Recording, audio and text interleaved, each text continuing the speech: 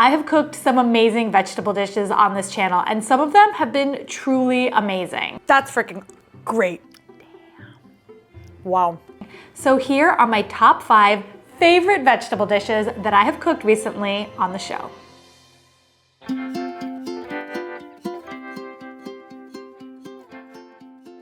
Hi, my name is Ira and I live in Davao City, Philippines. The dish that I want to talk about is Tortang Talong or eggplant omelette. If you'd had roasted eggplant, just imagine it in an omelette and you'll have a pretty good idea of how awesome it tastes. In the first eggplant episode, I had to roast the big ones and they took so long, but these are going way faster. Yay. They say that a watched eggplant never chars, but it's not true. It's charring. It's actually not a saying. Whatever. Although it's a vegetable dish, you'll feel like you're eating fast food because it's too tasty to be healthy. This is my solution because the bottom didn't char, so I'm just holding the bottom. And I think it is working. Now it's getting soft. I don't think this is like the most efficient thing, but whatever. Okay. Every Filipino family has their own version of this dish, and there's different ways to prepare it. Most people but I feel like grill if you've or seen it, roast you know. it There's to like a produce fine that line smoky eggplant between. flavor. Tortang talong is a staple in carinderias. Carinderias are like the diners, roadside diners. I have to flatten the eggplant, and I realized I only roasted the one, so like I have one chance to get this right. I cannot mess it up. No pressure. And most people order it because it's cheap and filling. It's not looking right. It's not looking. Looks crazy. Okay, great. Did it.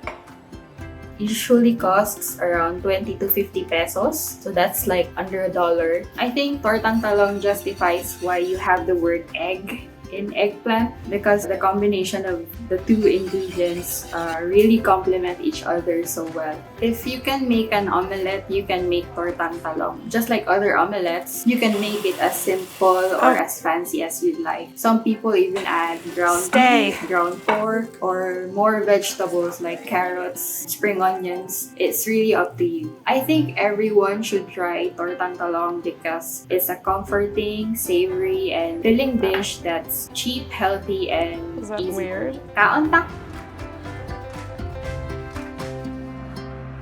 Boy, oh boy, did I see requests for this in the comments under the first eggplant episode. And I'm excited to find out why.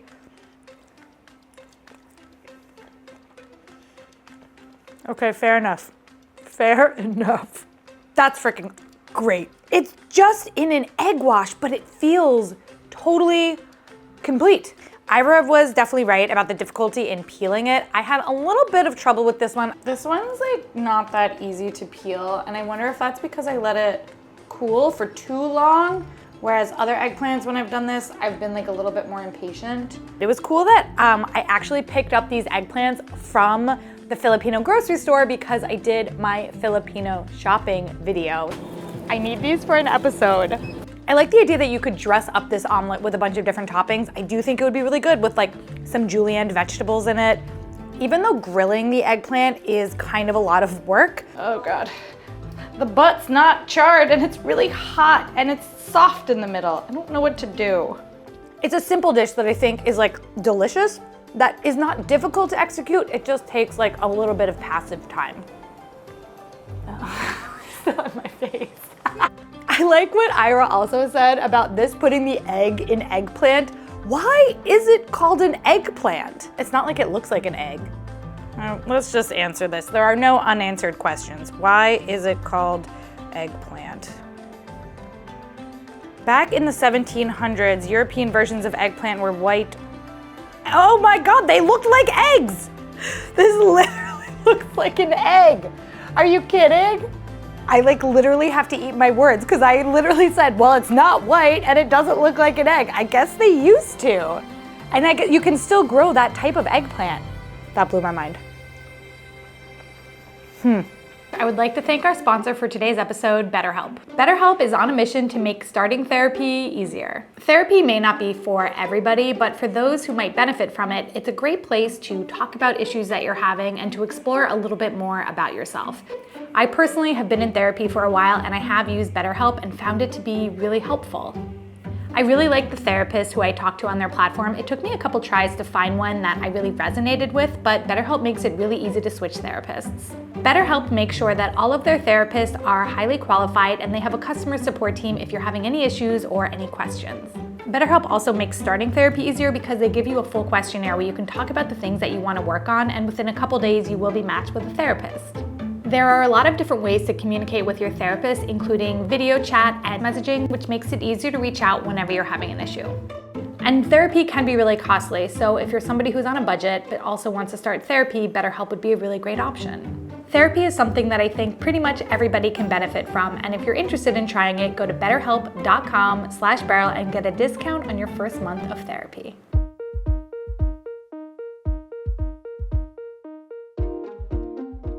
Hey Beryl, my name is Lindsey and I am from North Carolina in the south of the United States. The dish that I want to share with you today is called zucchini pie. Zucchini pie, unlike its name sounds like, is actually a savory dish that is in pie form. Zucchini pie is a dish full of contrasts.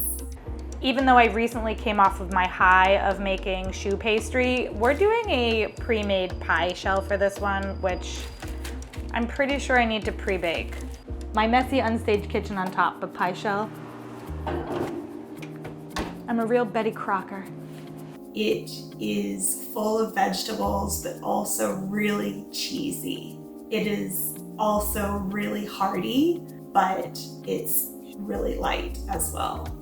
I love using a mandolin, but I also have been severely wounded by a mandolin, like lost tips of my fingers on one, but it's worth it because they're so, I just love a uniform slice. Perfect. It is a family dish and it's one of our favorites. I think my mom really liked this dish because she could get us kids to eat all of our vegetables all at once together. When my mom was growing up, my grandma used to grow zucchini in her backyard, and she used to say that she would have to pick them when they were really small in the mornings, because if she waited a few hours, they would all be the size of baseball bats. When it comes to the Chop Wizard, it is important that you don't overload it, because then it's really easy. Otherwise, it's embarrassing. Oh no, come on, Beryl. Easy peasy. My mom would make this dish for us in the summertime only, and it's one of our favorite summer traditions. Zucchini pie means summer for me. As much crushed garlic as you want. Okay. She said 1 clove at least, so we're gonna do 3 cloves, because that feels right. I think everyone should try zucchini pie at least once, because just looking at the ingredient list, you don't think any of this is gonna work together, but somehow it just comes together beautifully and it really surprises you. Going in. Whoa. Bye. While my zucchini pies are in the oven, I have an axe to grind with Pillsbury's pre-made pie crusts, because look at how thick and juicy and voluptuous this pie turned out here. Not only 1 layer of meringue, but all the curd. Like, the pie shells are this big. You're not getting a thick pie out of there. I couldn't fit all the zucchini in. Like, I don't really think I can get much more in here. They lied. I'm sad. Even though this dish is mostly zucchini, it doesn't seem like it because the onions, butter, and garlic complement the zucchini really well. It just surprises you. Just as I suspected. In my mind, I imagined it was gonna be like this like thick, juicy pie, but it's gonna be like, the slice is gonna be this thick. Pillsbury pie crust lied to me. First of all, the edge can't sit up and it's thin. Look at this.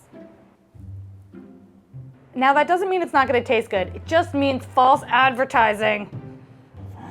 Pillsbury, you did me dirty. It's funny, Lindsey said that, you know, the ingredients seem like they wouldn't work well together, but to me, like, this seems perfect.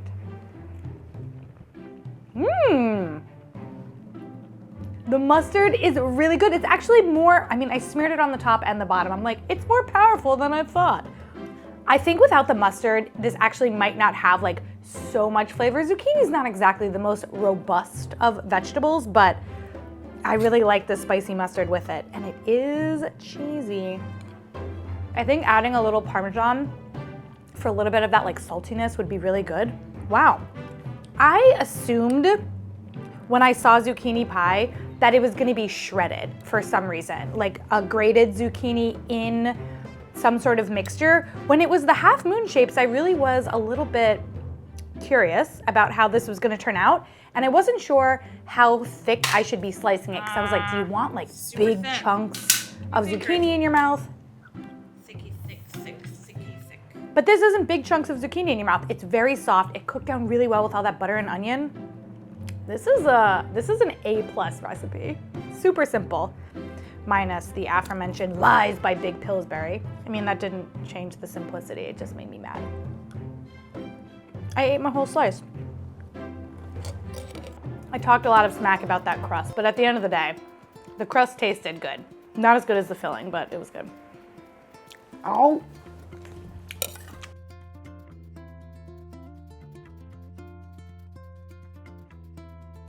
Hi Beryl, my name is Ishmeet and I'm from Vancouver, Canada. My family comes from the Punjab region of India. Today I'm sharing a dish called Kadhi, which literally translates to cooked and reduced, because this dish requires you to cook it and reduce it to thicken the yogurt-based gravy. Kadhi is a creamy gravy dish made from dahi, traditional Indian yogurt, along with besan or ground flour as the base of the gravy. In the Punjabi version of Kadhi, we usually add pakoras or crunchy fried vegetable fritters to the dish.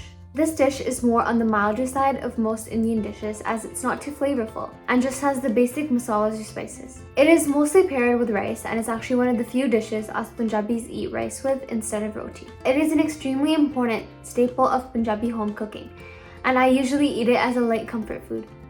I have had this dish many times. It's actually one of my favorite dishes that my mother-in-law makes, and I've just like never felt brave enough to try it, but this was a great excuse to give this recipe a go.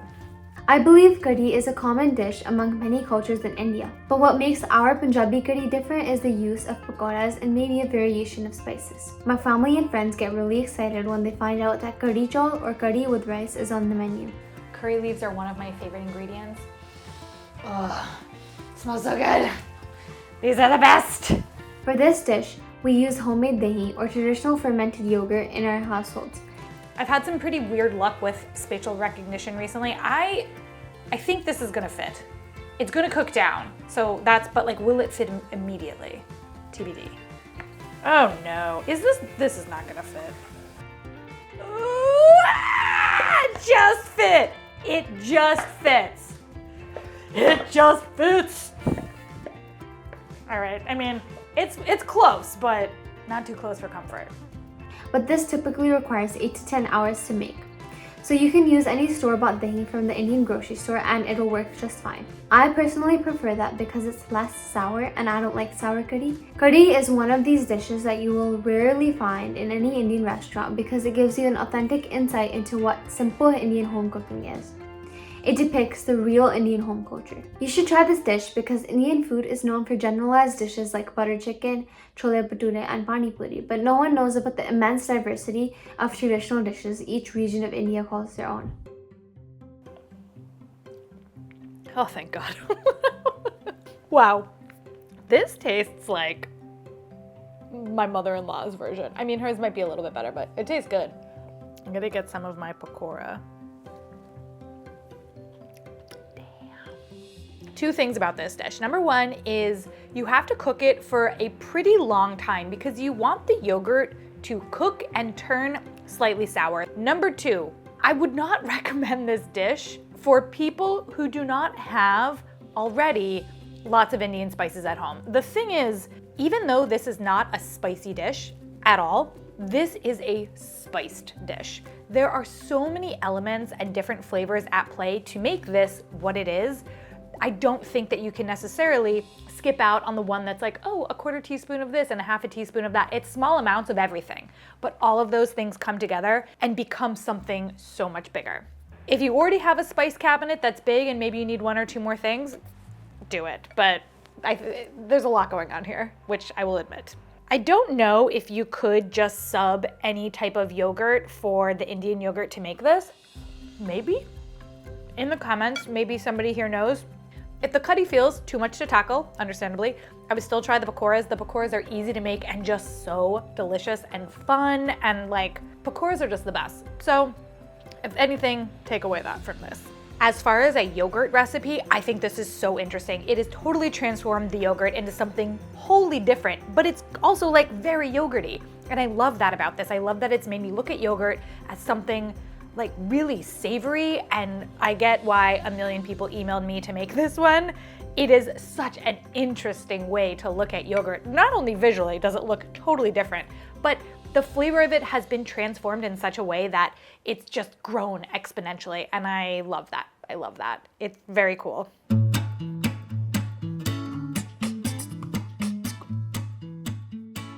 Hello Beryl and everyone. My name is Karen and I live in Beirut, Lebanon.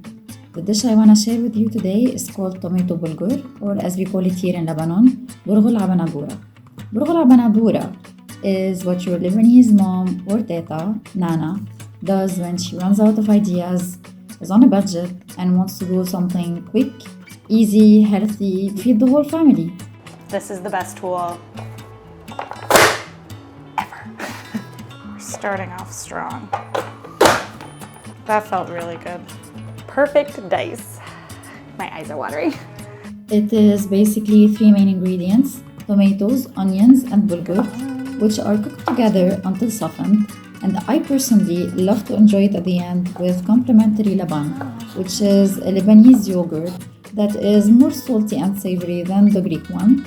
If you don't know what bulgur is, it's basically crushed wheat grains that can be a substitute for rice. They are very common here in the Middle East area, but especially their usage is common in Lebanon. I chose to talk about this dish in particular because it cannot get more Lebanese than this.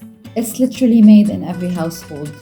I grew up eating this dish, as well as my grandmother and probably generations before her. The recipe is quite simple, really old, and I just love how this dish celebrates the simplicity of the Lebanese cuisine and how it can make you connect to your heritage and identity. Have to taste this one for seasoning. Okay, here's what it needs. Some cayenne, white pepper, salt, and I think a little lemon. Tomatoes are the star of this dish.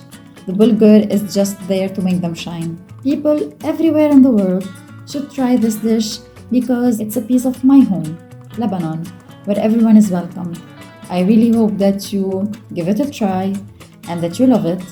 And if there is any Lebanese watching me here in Lebanon or abroad, I urge you to yalla, grab your teta and cook Burghul Banadoura together. For having never cooked with bulgur before, this was surprisingly simple. It kind of just felt like I was making couscous by another name. I've eaten bulgur, but it's so good. It's got like a little bit of crunch still. The tomato flavor is outstanding. I wanted to talk about something that I think comes up a lot, where people ask, like, if I'm trying these dishes for the very first time on camera. The answer is yes and no. Sometimes with dishes, like, yeah, I can't taste them as I cook them, but part of cooking, you do have to taste things for seasoning. So for this, I have to taste this one for seasoning. I tasted it after I opened it up and realized that it needed a little bit more acid, a little bit more salt, a little bit more heat. But I also feel like having a taste of something and then like sitting down, having a full bite, it's a different experience. But it is very important to taste your food as you're cooking it. I like that this dish comes with eating it with some sides. So this is with a little bit of pickled labna with mint. That just skyrocketed that dish to like 10 out of 10. The labna is like if you took Greek yogurt and then drained out all the liquid. What you're left with is that thick curd. And then this has mint and olive oil and it's pickled and it's like crazy delicious. The second thing we get to eat this with is a pickle, and these are actually Lebanese pickles and they're my favorite pickles. They're so good. They're made with different cucumbers that are not really grown in America, and they're really vinegary. So like if you have a sensitive stomach, these are probably not the best pickles for you because they will burn a hole in you. But if you've got a stomach of steel, they're so good. Bulgur was not available in my neighborhood grocery store, so just in case you want to try this, I'm leaving a link for it online so you could find it that way, but you will find it at most Middle Eastern markets. This was great, tomatoey, simple to execute, special tasting, yum.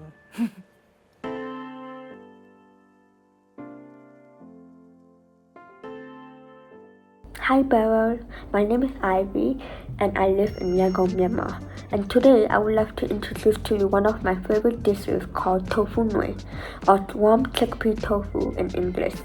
It's a classic breakfast dish from the San region in Myanmar where San tofu is made with chickpea flour and not soybean. The dish has three basic components: the chickpea paste, rice noodles, and the chicken curry.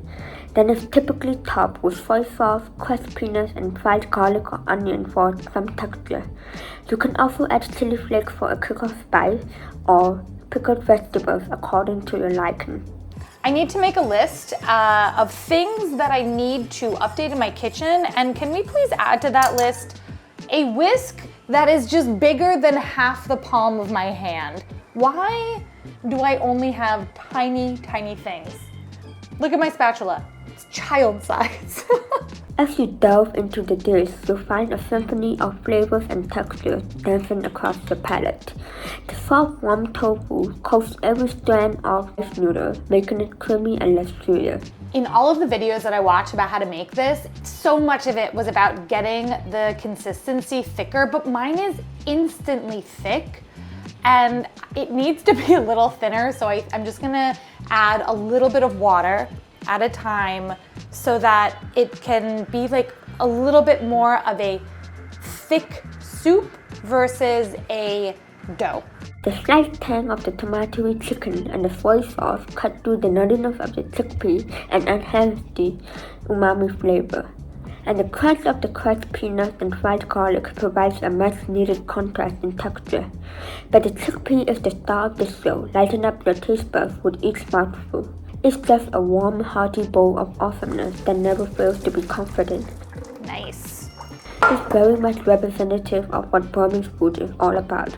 Big, warm flavors that will fill you up. The dish can be found in most tea houses in major cities around the country and is mostly eaten for breakfast. It's mostly a quick, simple meal you have before school or work, but it's not unusual for people to have it on special occasions as well. Our country is a melting pot of culture from all the different people living here as well as all the different countries surrounding us. For me, that's the cornerstone and beauty of Burmese cuisine. We pull from all these different influences, but we make them our own. And Tofu Nway is no different. It's the dish I shared with my grandfather on his last family trip with us before he passed away. I believe food should be more than just sustenance, that it is the key to who we are as individuals and part of this collective humanity. It's how we show love and connect with others. Food is a history lesson, it's an exploration in human creativity and survival, and I hope it gives you the same level of comfort it has given me throughout the years, and also broaden your culinary horizons and make you more curious about the world we inhabit. Thank you very much. This looks amazing. I was intimidated by the recipe, but it came together really quickly, and I feel like I really learned something new about this idea of a chickpea tofu. Okay, I'm just gonna mix this, and we're gonna switch to like a POV cam so you can see it. Sounds pretty good. A little big chunk down.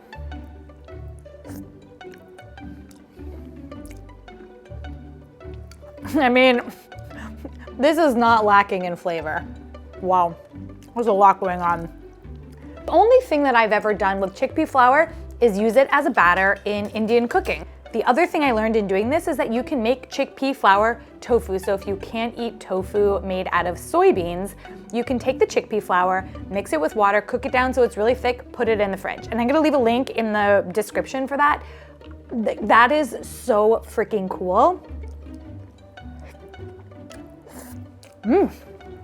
This is so satisfying.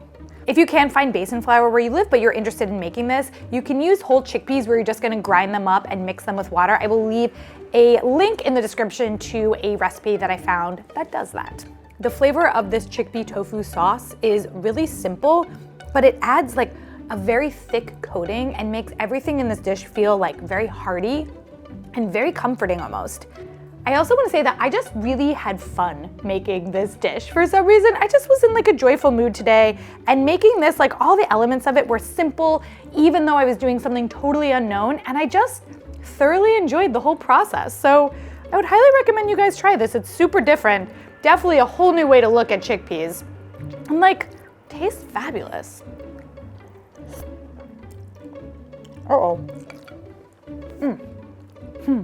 Let me know if any of these strike your fancy, and I will see you all next week.